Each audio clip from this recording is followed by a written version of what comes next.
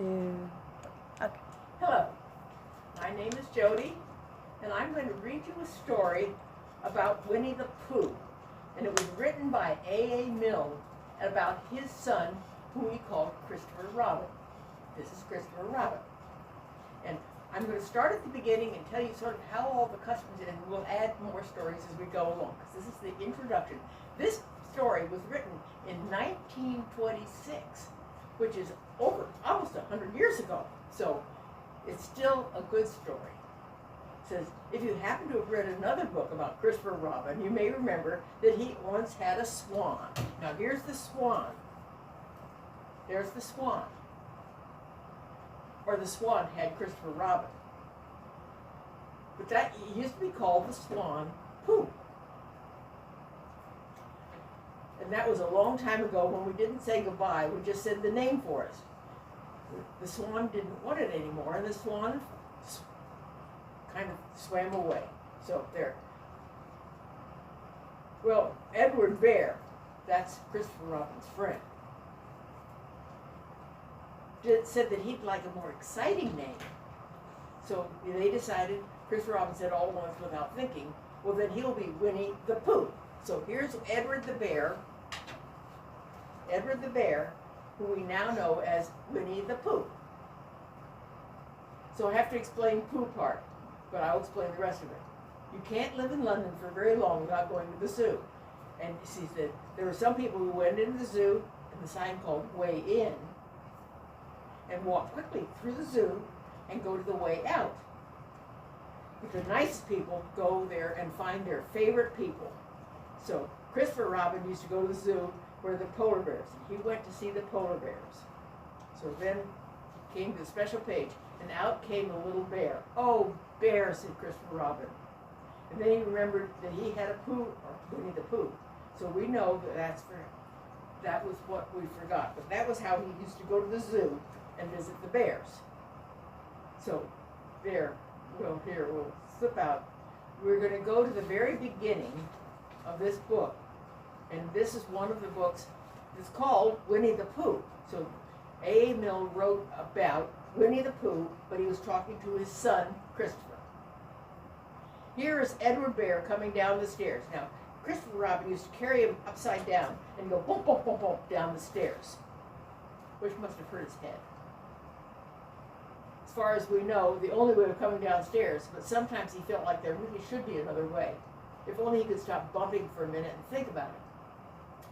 Okay, when I first heard his name, I said, just as you're going to say, but I thought he was a boy. So did I, said Christopher Robin. Then why do you call him Winnie? He said, I don't know. He's Winnie the Pooh. So there we go. That's how that name began. Sometimes Winnie the Pooh likes to, like a game sometime, where he comes downstairs. What about a story, said Christopher Robin. What about a story? Very sweetly, could you tell a story about Christopher Robin or about Winnie the Pooh? I suppose I could. So once upon a time, a long time ago, like last Friday, Winnie the Pooh lived in the forest all by himself under the name Sanders. Now, they say, what does under the name mean? Well, over his door he had a sign that said Sanders, so he was under the name.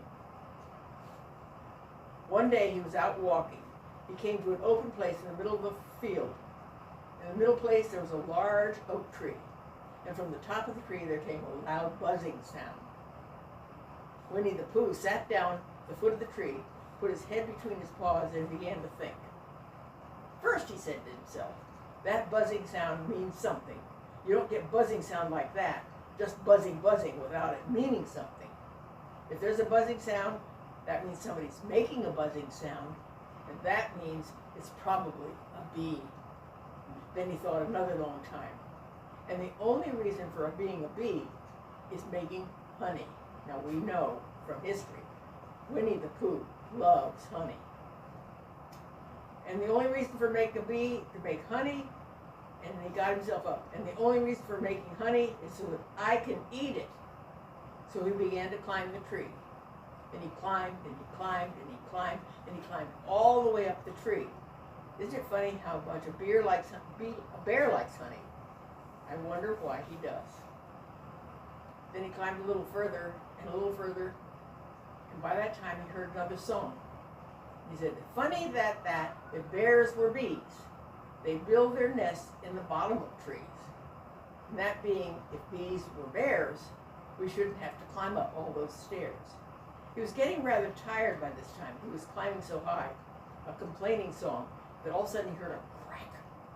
Oh, help, said Bee as he dropped 10 feet for another. Now he was at the top, very high tree. So he was going down, down, down, down, down, branch, down, down, down, branch. You see, that's what I meant to do. Another feet. And all of a sudden, he decided goodbye to the last branch, spun around 3 times, and landed in a bush. It all comes from liking honey so much. He crawled out of the bush, brushed off all the prickles from his nose, and began to think again. And the first person he thought of was Christopher Robin. Was that me? Said Christopher Robin, who was talking to his father as we were telling the story. Yes, it was you. Christopher Robin said nothing, but his eyes got larger and larger. He loved hearing a story about himself.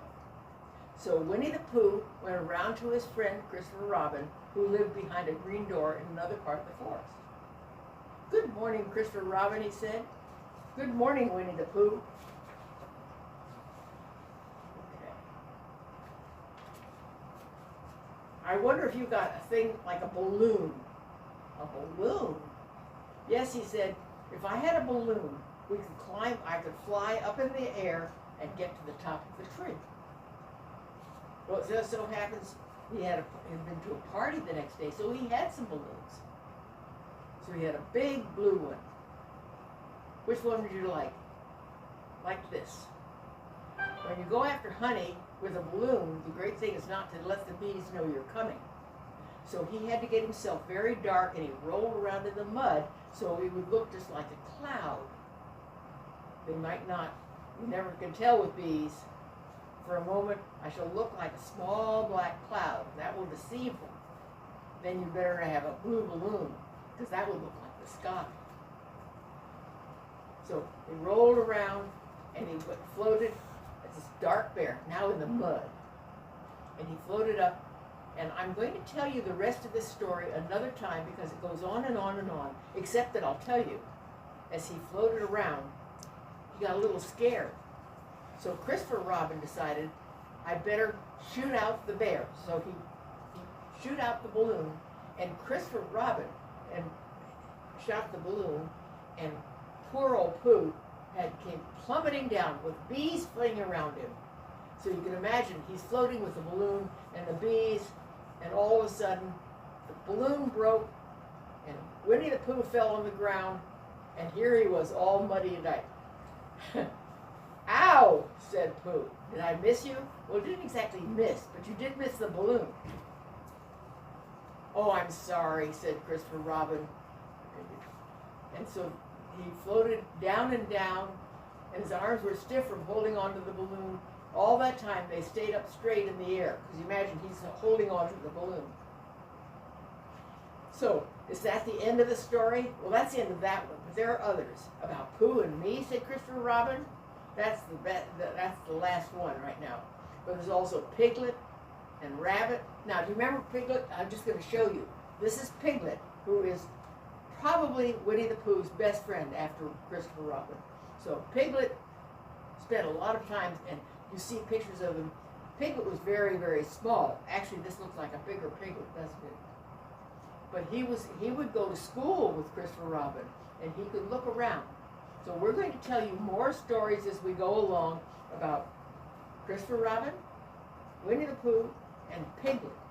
So just say thank you very much and share our stories, and we will talk to you another time. So I thank you for listening.